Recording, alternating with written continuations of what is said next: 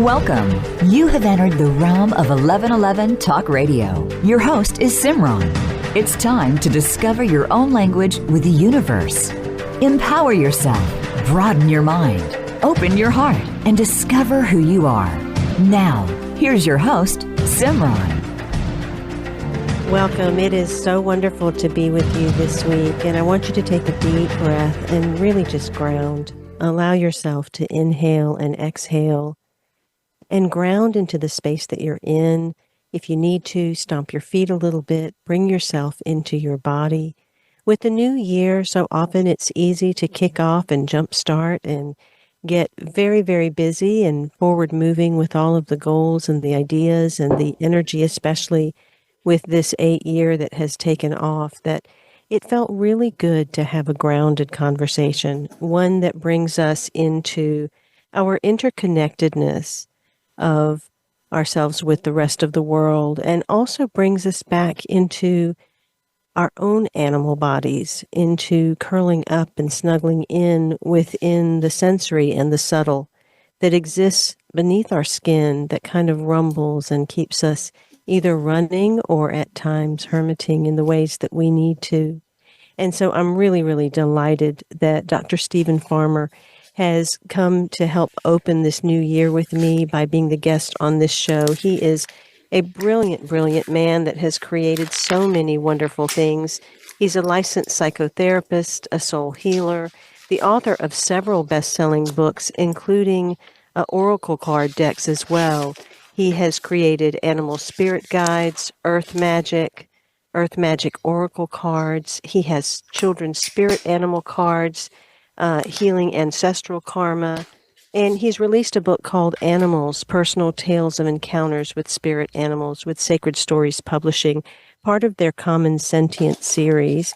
And on top of that, we're going to be doing something together soon on Humanity's Team, a wonderful masterclass that is inclusive of several of the creators in that Common Sentient series coming together to bring forth the wisdom and the insight when it comes to practical spirituality and how to engage our mystical experiences. You can find out more about that in the banner mid-show page on my radio page. But without further ado, welcome, Stephen, to 1111 Radio. It's so great to have you here. Hi, it's good to be with you again, Simran. Interviewed you for my podcast a while back, and the thing that strikes me, one of the things that strikes me the most is just your voice. What a great radio voice. You know, it's very soft and very soothing. So I think the people that tune in are very fortunate. Thank you so much. Thank you for having me on the show. It's a pleasure, believe me. I love talking about my work. I love it. Well, we always have really rich, insightful conversations, and I feel like this will be an inspirational one for the listeners. I'm going to open up actually with a paragraph from your book, Animals, Personal Tales of Encounters with Spirit Animals, where you write, animals are us and we are them. For our long ago ancestors and many indigenous peoples, it's a given that Homo sapiens are fundamentally related to every living being on this planet, from the smallest pebble and multitude of plants to the largest animals. In our modern world, too many of us have forgotten this intimate relationship. We may agree with it as a philosophy, but the experience of it as our true reality has become obscured, even as we breathe the same air, share the same land and oceans, and cohabitate on the single spectacular Mother Earth. And right now, that just seems like such a perfect place to start, to ground and remember that we are interconnected, that we are part of this greater mass that is earth and animal and spirit and air and water and ether and fire. And I'd like to start there because I think there's a lot in the world right now that can create nervous tension, that can have our nervous systems a little ragged, that can keep us in defense or kind of constantly moving to not have to feel. So if we could start off maybe talking a little bit about anchoring into that grounding of interconnectedness, that remembering of who and what we really are in this great big marble that's hanging in the universe. Yeah, it's a great place to start. That it's a forgotten truth, and we are remembering, which is the good news. I think there's various teachings, etc., that we can come across. We can experience that remembrance by going out into the natural world, even though we can tend to be sort of isolated from the natural world. You walk into a room, the lights go on. There's fresh water. We're very fortunate in that way to have all of these things available to us, but I think they sort of shroud, cover in some way a deeper kind of a sense of connectedness to the larger world, not just the world, but the beings in this world, the tree beings, the animal beings, etc. And I know that it's part of my mission, or my purpose, I should say, is to, first of all, keep myself in that awakening process, I would call it, because it is a process. I'm a forgetful human being. That's the way it is. And there's something more that I've been assigned to do in this lifetime, which is to encourage that sort of remembrance, that deep remembrance of our connection. And it's not something just cognitive or intellectual, Simran, as I'm sure you know. It's something that has to be felt. I know that last night I took my dog for a walk, and I looked up, and it's a very clear evening, and it was already dark, and I looked up, and there is the moon in this little sliver that is beginning to emerge from the new moon. And I must say that I believe we need to redefine the term awe, A-W-E, or awesome. I think that the word awesome, I have this little opinion about that. It's used far too often when things aren't awesome. Somebody gives you the correct change, or you give them the correct change, and they go, "Oh, thanks, awesome." And I want to say so badly, I want to say, "No, that's not awesome. Go out and look at the moon. Go out and hug a tree. Sit by a tree. Get your feet in the dirt." That's awesome. If we can pause for just a few moments, take a deep breath, as you indicated at the beginning of the show. Allow your body to relax so that you can employ all of your senses to truly experience the majesty and the wonder of this world. And the other reference, if I may continue a bit, is this idea of ancestors. I think it's quite it's understandable and quite common to think of ancestors as maybe 2 or 3 generations back.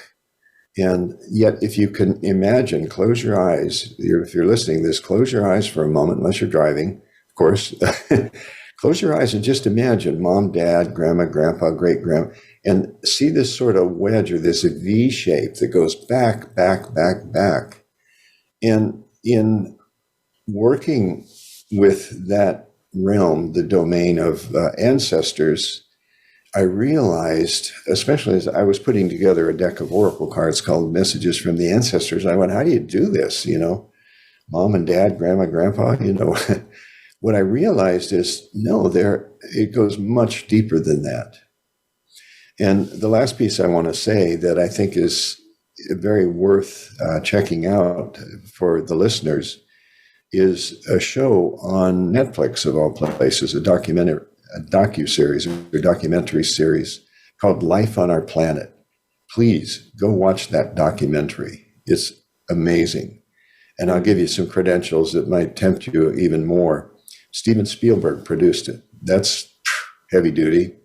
Morgan Freeman, one of my favorite narrators, narrates the whole thing.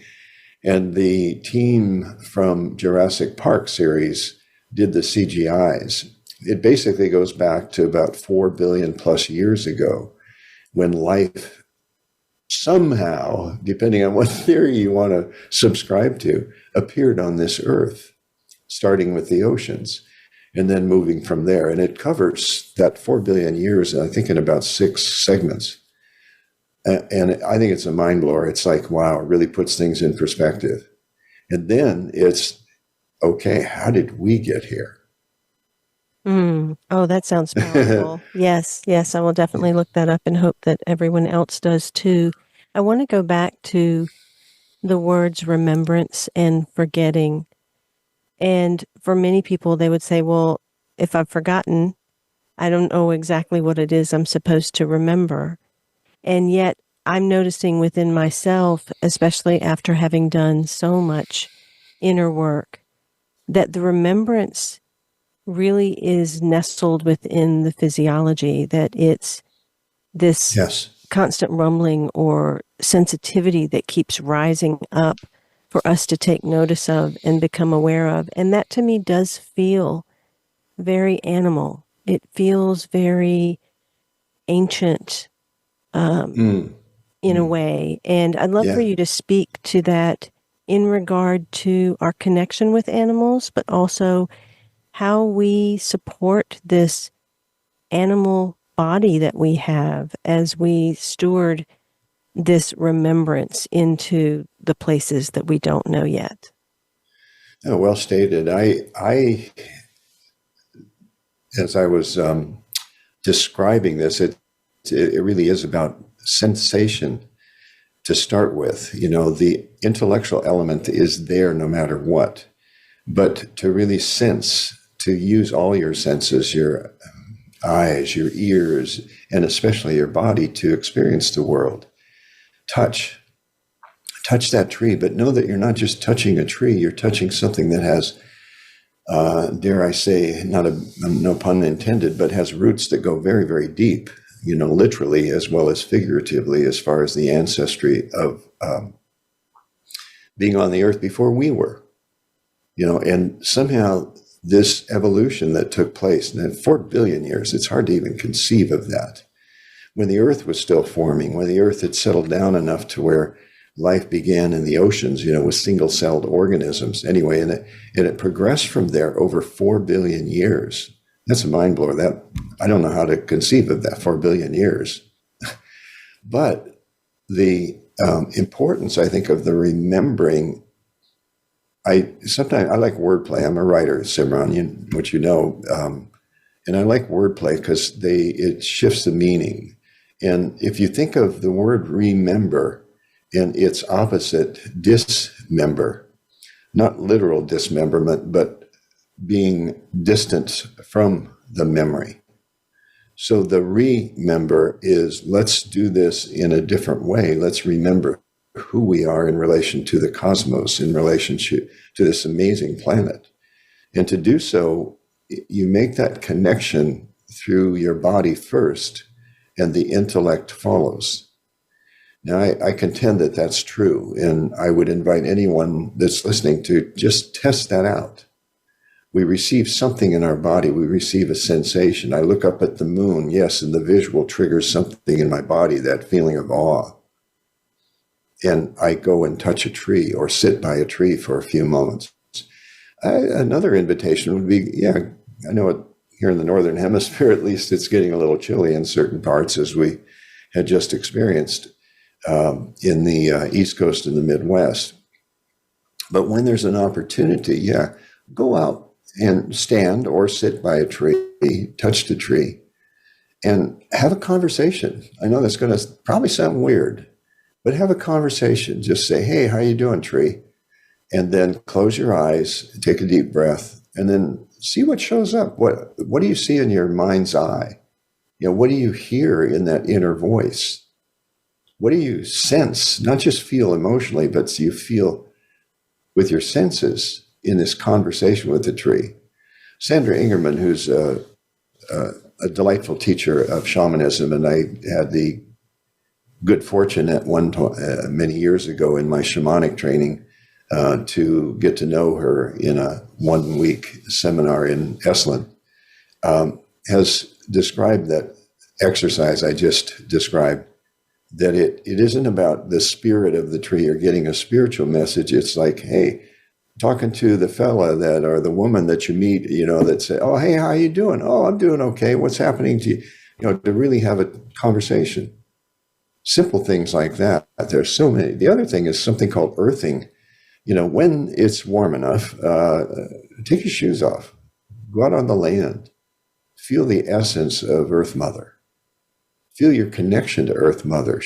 There's an advantage also to going barefoot, by the way, which is that it's been shown that you pick up natural antioxidants from either going barefoot or wearing leather-soled shoes, not rubber-soled, but leather-soled shoes, that she gives to us freely, but just by walking on her body. And so then we can return that in an exchange by prayers for Earth Mother, by making offerings being something like cornmeal. Thank you. Here's a gift for you. Thank you for all that you give us. The principle of reciprocity, something I came across in a wonderful book called Braiding Sweetgrass. It's by Robin Wall Kimmerer, Braiding Sweetgrass. Again, one of my top 10 books.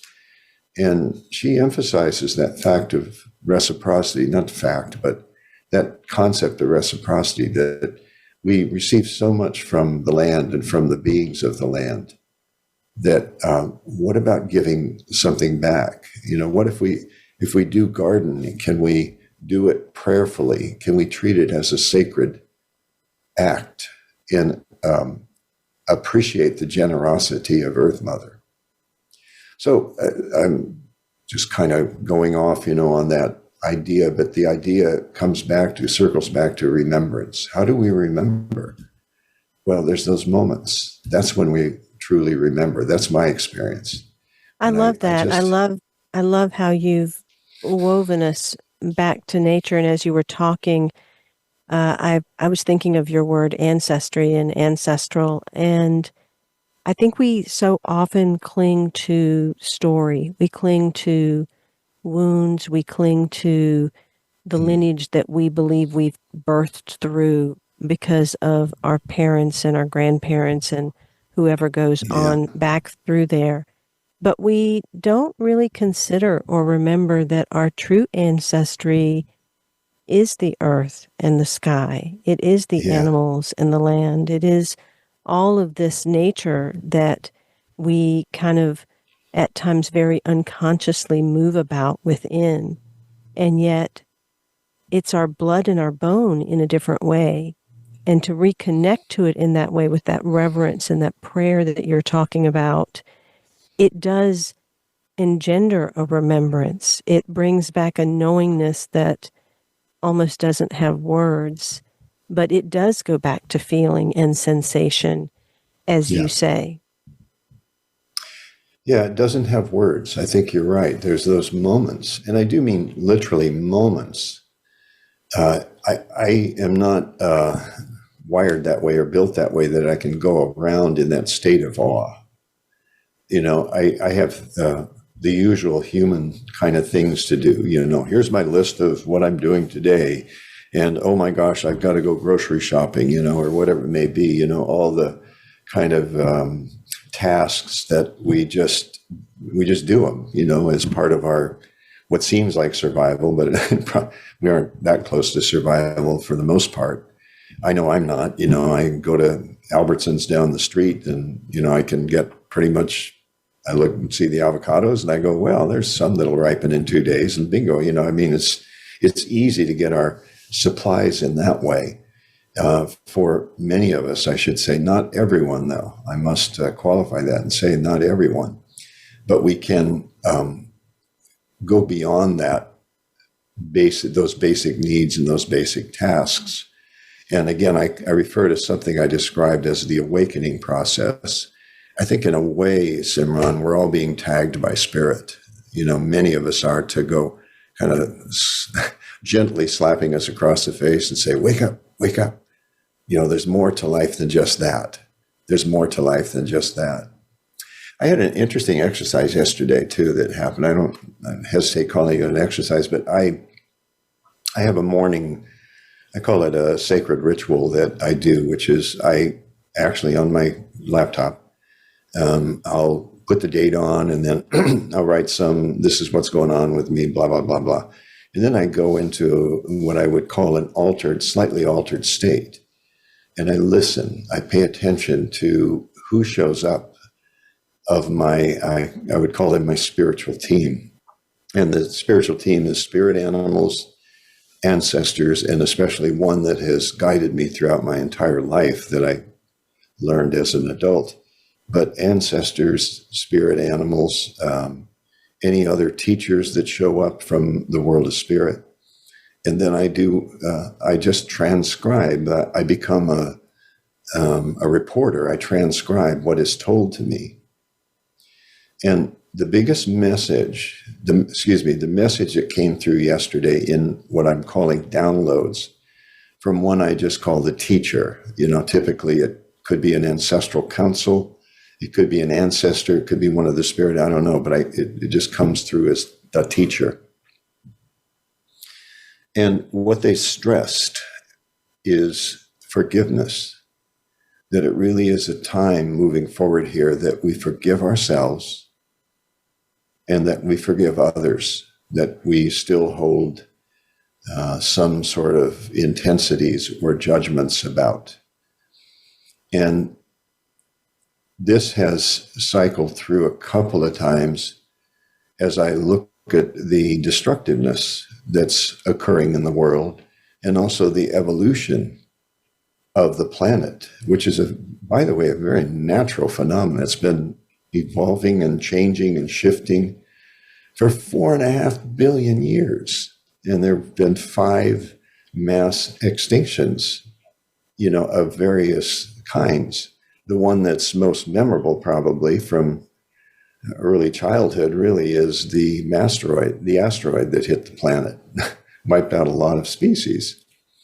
And some believe that we are in the process of another mass extinction.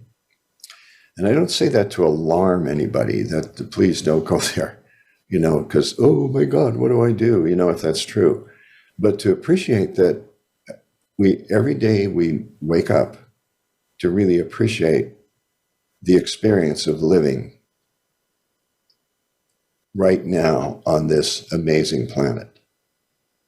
And I always wonder, often go, how did we get here? And I never find the right answer about that. I can give theories, but right answer about it. But also to truly live your life, not just exist. Really live your life by doing some of the things that we're talking about here, Simran. That's what's important. That's what's really important. I love that, because there are a lot of things that are taking place right now in our world, and it can create a lot of anxiety and fear within individuals. It can create a sense of helplessness or hopelessness as to, I can't do anything about that. And yet, there is something that we can do when you talk about the prayer and the forgiveness, because so much of this is also our consciousness. Whether you believe that our consciousness can actually shift something outside of us, or whether simply that consciousness helps you to be more reverent and more present and understand that you're part of this great big saga that is taking place, whether it is our deepening into living or whether it is part of this process of cleansing that might be a process of the earth taking place that we become a part of. And in your book, Animals, you have a section where you talk about how the animals are faithfully and lovingly working on our behalf. You say both in the visible and unseen worlds to help us reawaken to who we really are and stay on course with our evolution as humanity. And we can in turn give that deserving reverence to the animals for doing so, and as an honoring to them, stay open to the wisdom that is present. And that so much sounds like what you were just saying in terms of even our experiences that are happening, whether it's in other countries or whether it's in our own community, that is creating question or sorrow or anger or despair, to really hold it from that place of, what is this calling me to do? Where do I need to forgive myself and others for this moment? Yeah, the download, one piece of it, and that was just yesterday morning, was forgive your ancestors. we're talking about the human ancestors, because our lineage goes so far back, 200,000 years, is what I've come across. I've come across various estimates, but let's put it this way. It's a long, humans have been on the planet for quite a while, but in terms of the life of the planet, really not that long. And have we evolved from the animals? Yes, of course we have. So we have that direct connection. If we go back to our human ancestry, that's one thing. But if we even go further than that, again, we see how we're all connected. The piece that was so powerful in the message that I received was to forgive the ancestors. And I actually did this, and it brought me to tears. And it was, I forgive all of my ancestors, human ancestors, for they knew not what they did. And that's a very simple statement, but it's loaded. Mm-hmm. Literally did not know what they did. And we're still in a phase where I'm not sure we quite know what we're doing as we move forward. So then what I do, Simran, and thank God for teachers like yourself and healers like yourself, is that many of us are being called to what I call the front line, to really teach, to encourage, to facilitate, to provide how to tune into that awakening process by working with spirit guides. And I'm going to have you pause right there, Stephen, sure, because we have to take a break, and I want everyone to hold the statements that you've just said, to forgive our ancestors because they did not know what they did. Yeah. They did not know what they did, and perhaps we do not know what we are doing. I am with Dr. Stephen Farmer, and he is a licensed psychotherapist, soul healer, and author of several best-selling books and oracle cards, including Animal Spirit Guides, Earth Magic Oracle Cards, Children's Spirit Animal Cards, and many others, including the book Animals, Personal Tales of Encounters with Spirit Animals, which is part of the Common Sentient series. I want to let you know he's got an event coming up this week, Healing with the Ancestors Zoom Online with the Infinity Foundation. Also next week, Messages from Animal Spirit Guides is taking place online with Camp Chesterfield. And then he's got quite a few events coming up in April and May, such as the Gathering of the Shamans in Sedona. So definitely go to his website, drstephenfarmer.com. You can also find that in the bio description. And go ahead and sign up for one or more of the things that intrigue you. We'll be right back with Dr. Stephen Farmer right after these messages.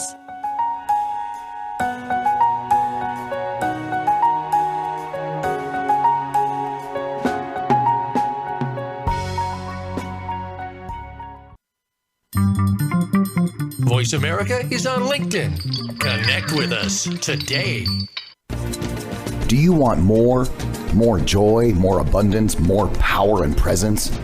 How would it feel to have more loving relationships, more empowered community, greater fulfillment, and life purpose? The 1111 Mastermind community inspires, empowers, guides, and supports transformation.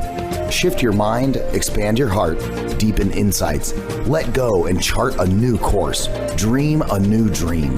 The 1111 Mastermind community is an online portal for personal transformation and soulful expansion. Go to courses.1111mag.com. That's courses.1111mag.com. Change begins with you. Let it be simple, convenient, and transformative. The time is now. Step through the 1111 gateway. Courses.1111mag.com. Have you seen 1111?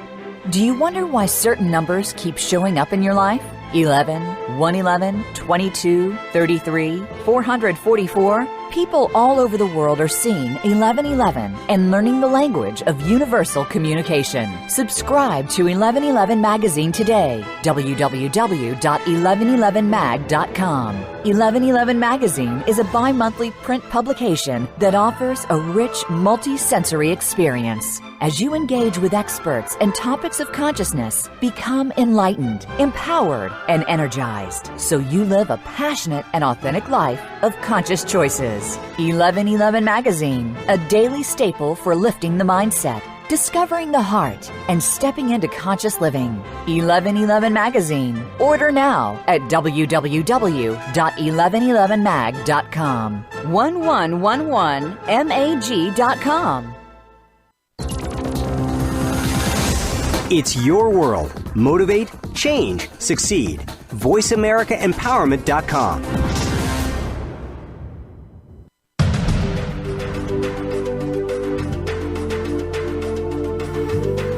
You are listening to 1111 Talk Radio. Simran is an award-winning author, publisher of 1111 Magazine, powerful speaker of wisdom, and a life mentor. Find out more at IamSimran.com. Now, back to 1111 Talk Radio. Before I get back to Stephen, I do want to mention the Common Sentience series by Sacred Stories Publishing. It is a beautiful collection of books if you are not familiar with it. And there are so many entry points in which you can start to deepen into your own spirituality, as well as the discovery of different practices and protocols that exist.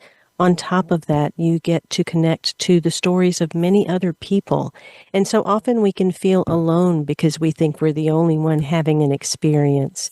But through these books, you will realize that so many people are encountering the mystical, that are encountering the extraordinary, and it is becoming part of our ordinary life to be able to open to this and to share these stories. So tap into Stephen's book, which is Animals, Personal Tales of Encounters with Spirit Animals. My book, Signs, Sacred Encounters, with Turning Points, Pathways, and Divine Guideposts. There are books on sound by Dr. J.J. Hurtak. God Talk was just released by Neil Donald Walsh. Meditation by Sister Jenna. Anadia Judith is coming out with a book. There are so many in the series, everything from nature to witch. Valerie Love has created a book entitled Witch. So look at the series, explore the books, pick them up one by one, and open yourself to all of the beauty that is available to you as you endeavor upon your own spirituality. Once again, I want to remind you that Stephen has a couple of events coming up. Healing with the Ancestors is this week with the Infinity Foundation. That is online, so you can be anywhere and attend that.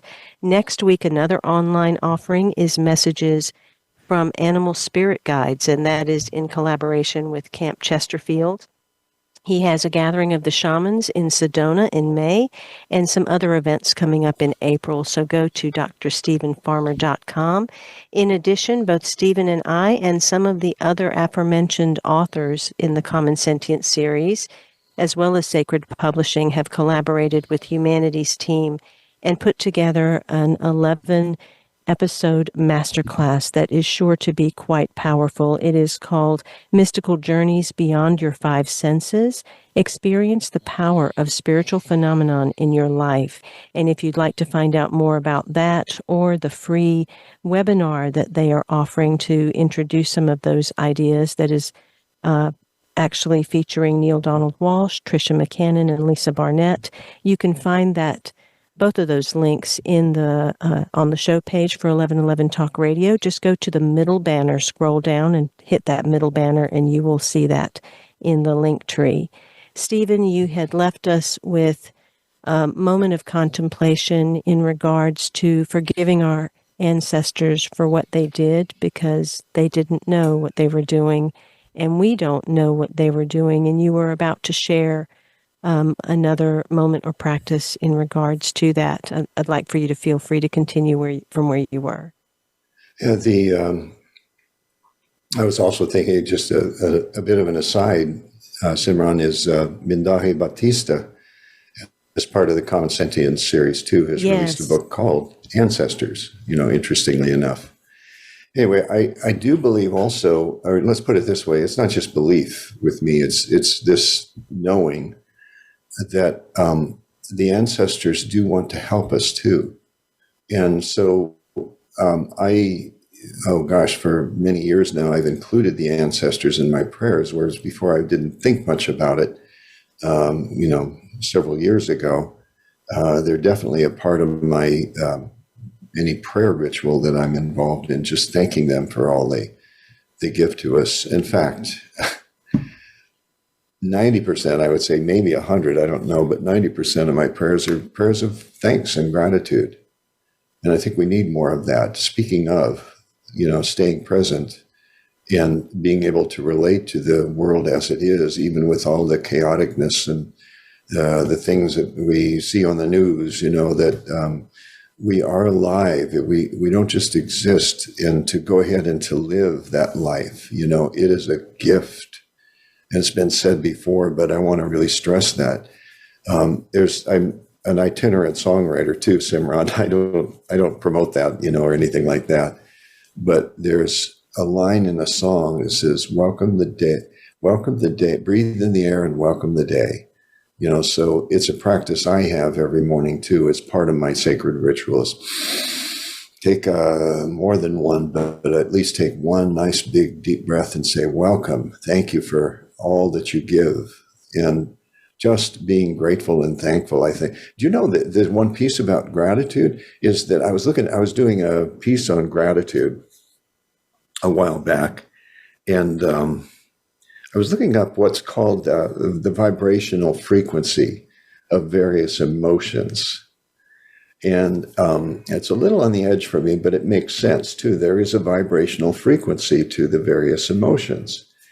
And gratitude was like just a little tiny bit higher in frequency than love. I was astounded by that. Like, wow, okay, that says a lot right there. Whether that that can be proved, I don't know. And usually when we think of it as a scientific way, I don't know. But right now, I think, Simran, more than ever, it's important to be grateful. It's so easy. I'm a human being as well as I'm pretty good at what I do. I know that, but I'm also very human, and I have the human side to me. What I do know is that when I become aware at any given moment of what I don't call it even complaining anymore. I call it whining. So when I become aware of whining, I go, that's enough. It's almost like that other voice inside me is talking to me, maybe one of my guys or something. And it says, that's enough, farmer. That's enough. Move on. And I do, so I do allow a certain amount of time to whining when it shows up, but I do my best to get out. I don't want to dwell there. I don't want to live there. You know what I mean? Yes, absolutely. And I love what you brought up about gratitude, and particularly your morning practice, because I do believe that we have to make life the sacred ceremony. It's not just going to be this beautiful place or this extraordinary experience that we open our eyes to every morning.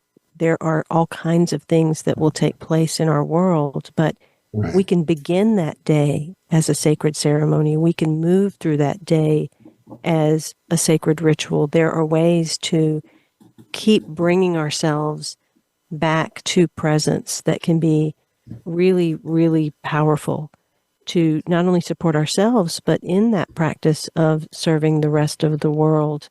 So I really love how you have shared your own practices of doing that.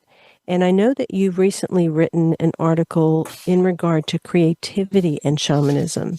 And what I'd love for you to share some of that, but there is a place also for us to sit with that whining to a certain degree, to sit with whatever emotions are coming up to a certain degree, and then lifting them up to the high vibration and frequency of love or gratitude or joy. Yes. Talk a little bit about that type of shamanic work and how we must go into the underworld before we rise into the heaven, and then how creativity plays a role in that.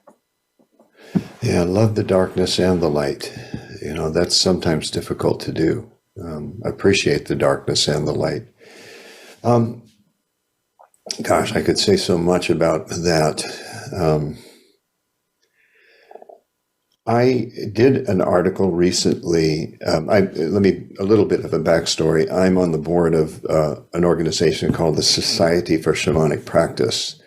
And I've been trained in shamanism extensively, and sort of not drift, but synthesize all my training as a therapist, psychotherapist, and a shamanic practitioner. So when a client comes to me, it's like, what do they need? And I've got a lot in my medicine bag, so to speak. Creativity, I had to dive into. I like things. Anyway, okay, I'm scrambling here. The Society for Shamanic Practice, by the way, if that is something you do, it's not about being a shaman. It's not about being a shamanic practitioner, even. It's if you, even on a personal way, you use some of the principles from shamanism. It's a great organization that supports that. And I was invited to be on the board a few years back and really enjoy it and enjoy the colleagues that are also present on the board. And one of the things is we come up with fresh articles, once a month that are published on a newsletter that goes out. And so I offered to do a piece on creativity and shamanism, because I think shamanism is a very creative process. And I wanted to understand more clearly, well, what is the creative process? Okay, another piece is that I love fours. I like to put things in 1, 2, 3, 4, because I think a lot of teachings have come down the pike that are in fours.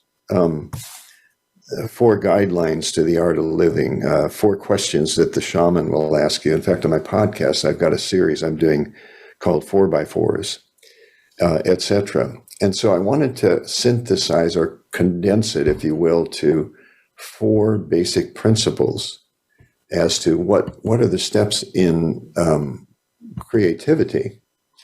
And what I came up with is quite interesting, is that there is a distinct process that could be described in 4 different stages or 4 different steps. And it fits, it fits so well. Let me, I should have that here. I was looking on the computer to see if I could find it real quickly. I don't want to spend a lot of time looking for it, but basically there are 4 stages. It goes something like this. Inspiration. Number 1, inspiration. What prompted you, Simran, to write what you wrote, those wonderful books that you've written, and that I'm sure you will continue to write some other books as well? What is the spark that gets you going? That's where it starts. Now, where does that come from? It comes from maybe a conversation, like we're having. It could come from some other external event. It could come from a prompting of spirit. You wake up from a dream and go, The example I wrote about in the article was the artist, wakes up from a dream and goes, wait a minute, I got to do something with this dream. So then he takes it, he begins to imagine. That's step number 2. How can I manifest this? What that sparked, I got sparked by that dream, and it sort of ignited the imagination. So I start to imagine, what would that look like? What would that feel like, etc. And then number 3, and this is where the rubber meets the road, implementation. In other words, how do I implement what I've come up with here? And then the 4th step is, you could call it, I like to call it actualization. Some would say manifestation, but for some reason, I just like that word. It actualizes. It comes forth into the world, into visible reality. And I think if you take those 4 steps, inspiration, imagination, implementation, and actualization, you could apply it to any creative process. Writing a book, where it starts. How does it start? It starts with an idea. It starts with, where does that idea come from?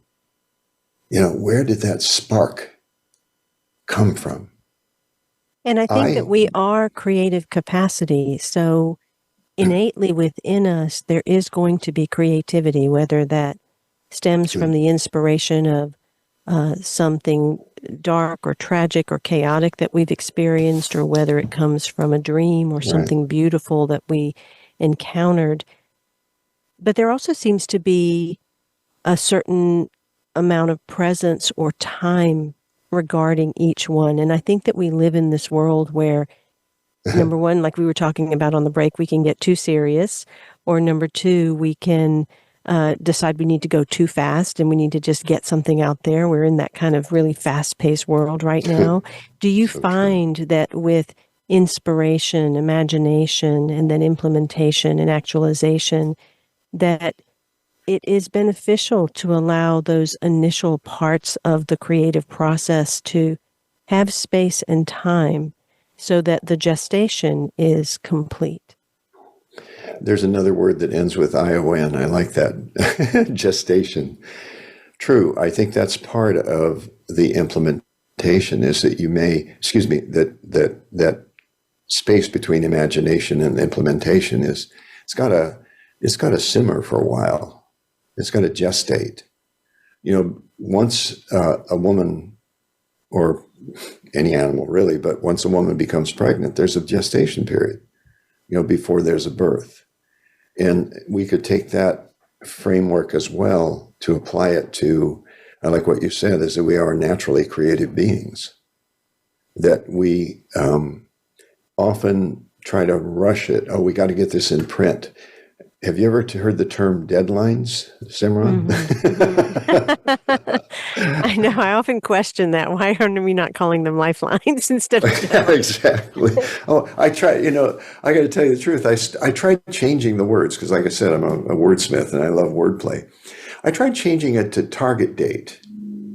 But, if you let those words roll out of your mouth, target date, it just doesn't have the same impact, does it? Versus it deadlines. Doesn't. It doesn't. I feel like I got to have...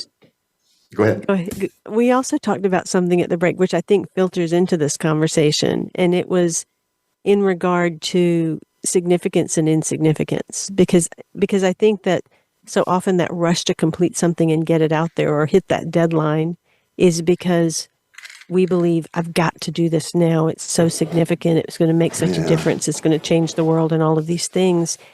And in a way, they do. And yet, as you said, 3,000 years from now, who's going to know who Stephen or Simran even are? It doesn't matter, so to speak. So how do you weigh the balance of that, doing something for the beauty and the richness that it's here to bring, and yet not holding it so seriously that you allow the play and the fun in? Yeah, and back to what you're saying about, I heard this term years ago, and I always remember it called hurry up syndrome. That 30 years ago, I think, Simran, this came across, and I thought, my God, that's so true. That we're caught up in that hurry up syndrome. Let's get it done now. Let's get it done now. Deadline, there's that word again. But also, realizing the paradox. I just came across something this morning reading about paradox. I got to go back to it, but there's a piece on my emails about paradox. And the paradox is that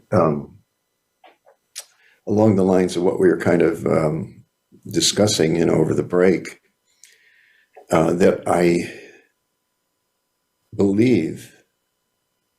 sincerely believe that what I'm doing is important. It's impacting the world. It's impacting the world in some way, even if it's in a small way, even if it's in the neighborhood or with my family or whatever it may be, but that I'm impacting the world in some way. So therefore, I choose to believe, and hear those words, I choose to believe that what I'm doing is important. And the paradox is recognizing, like you said, 3,000 years from now, will anybody have any of my books or oracle? I don't know. Probably not. I don't know. I just don't know.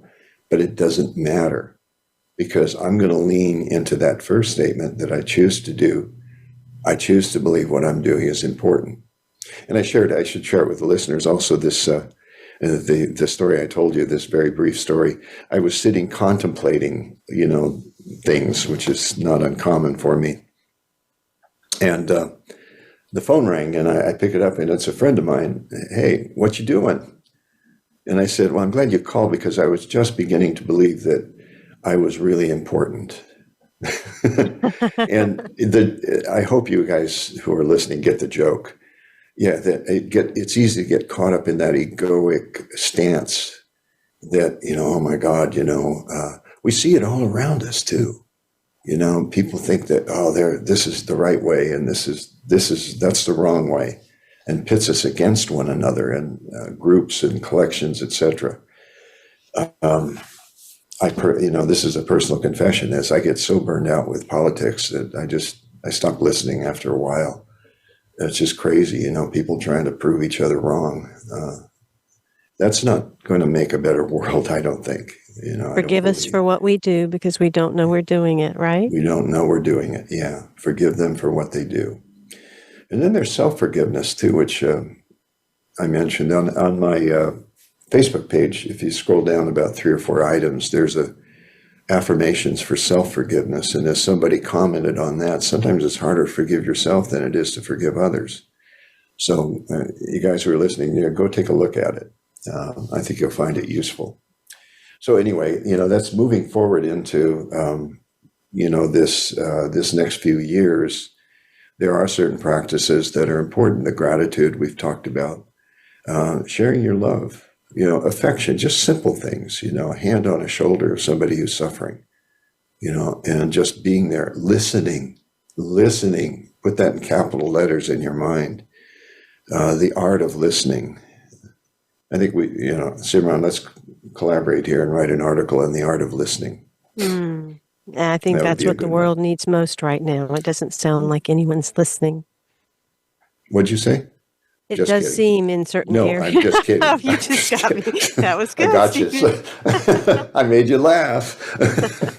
That's another piece, Simran, I saw that I really like. If I can, and I wish I remembered where I got this. I was researching a different article, and I came across this one piece this guy wrote that said, if I can make someone smile or laugh, it's been a good day. Isn't that simple? Well, it's been a good day, Stephen. We're about to close out the show. I'd love for you to share anything in regard to what you're doing in the world right now, or any places you'd like to point people to particularly connect with you. I know you've got an event coming up this week at Infinity Foundation, Healing with the Ancestors, and then next week at Camp Chesterfield, online messages from animal spirit guides. Talk a little bit, take a minute to just express other ways that you work with people or things they might be interested in. Yeah, just go to my website, drstephenfarmer.com. That's one way. Facebook, Dr. Stephen Farmer. Neglected to mention, too, is we're going to be, I'm pretty sure you're there also, but a lot of the common sentience authors are going to be at the New Living Expo, which is an in-person event in San Rafael, coming up in April. I don't have the dates in my head, but it's coming up. It'll be on my website as well as the Facebook page. We'll put it there, too. So I'm going to be a busy man here the next few months. I just realized, it's nice to be doing things in person as well. So anyway, that's what I would suggest is go there. You can find, go to my website, drstephenfarmer.com. There's articles, there's my books. You can get, you can order them through my website and I'll sign them for you. And love to have you come to any of these events, some online, and as mentioned, some in person. The Gathering of Shamans in Sedona is an annual event, has been online and in person, and this one's in person. And the New Living Expo, where the common sentience authors are going to be showing up, is in April. So check that out. I'd love to see you. Come up and say, hey, I heard you guys talking on Simran's radio show. Beautiful. So Simran, thank you. And God bless you for your work and what you bring to the world. I really appreciate it. Well, it's been great to have you here. Once again, check him out, drstephenfarmer.com.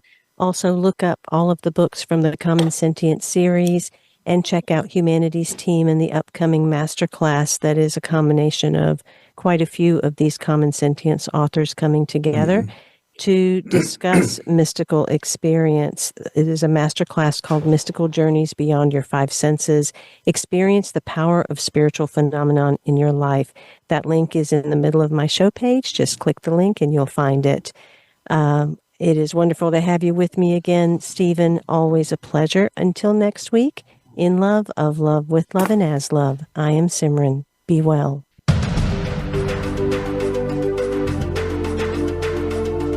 Thank you for opening your mind to a new reality, your heart to greater compassion, and your experience of aliveness with 1111 Talk Radio. Join host Simran next Tuesday at 8 a.m. Pacific, 11 a.m. Eastern Time to step through the gateway of conscious living here on the Voice America Empowerment Channel. Remember, you are not on the journey. You are the journey.